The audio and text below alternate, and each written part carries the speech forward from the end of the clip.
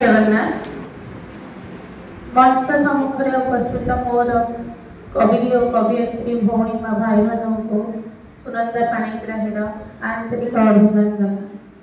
कवितार शीर्षक गुरु एक दिव्यालोक। गुरु बिना दुनिया रे अंधकार, तो गुरु एक दिव्यालोक। धरी दिव्य ज्योति आलोकर शिखा, धरी दिव्य ज्योति आलोकर शिखा, आस गुरु धरा परे भरी दिय ज्ञान आशीष अधमे अज्ञान जीविर रहुदूरे। धरी दिव्य ज्योति आलोकर शिखा, आस गुरु आस धरा परे भरी दिय ज्ञान आशीष अधमे अज्ञान जीविर रहुदूरे। तुम्हें स्वयं ब्रह्मा, तुम्हें स्वयं ब्रह्मा विष्णु महेश्वर, तुम्हें स्वयं ब्रह्मा विष्णु महेश्वर चारिदिग द्रष्टा हे परमेश्वर। तुम्हें स्वयं ब्रह्मा विष्णु महेश्वर चारिदिग द्रष्टा हे परमेश्वर। सत्य धर्म पथे चालिबा शिखाई, सत्य धर्म पथे चालिबा शिखाई, आमा अंधकार कर जे दूर, अमा अंधकार कर जे दूर।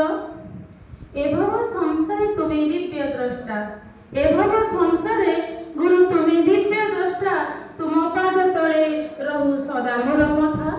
एभव संसारे तुम्हें दिव्य द्रष्टा, तुम पाद तले सदा रहु मोर मथा।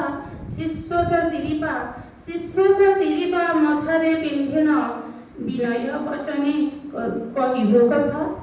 शिष्यत सिरिपा मथारे पिंधिन विनय वचने कहिबो कथा। धरी दिव्य ज्योति आलोकर शिखा, आस गुरु आस धरा परे भरित्य ज्ञान आशीष अधमे अज्ञान तिमिर रहुदूरे। तुम नीति बाणी, तुम नीति बाणी गुंथि गुंथि पुणी माला कली चली थिबु ए पथ। सत कहिबाकु नडरी बुतिले सत्य धर्म पथे काटिबु पकाकाळ। तुम नीति बाणी गुंथि गुंथि पुणी माला कली चालु थिबु जे पथ।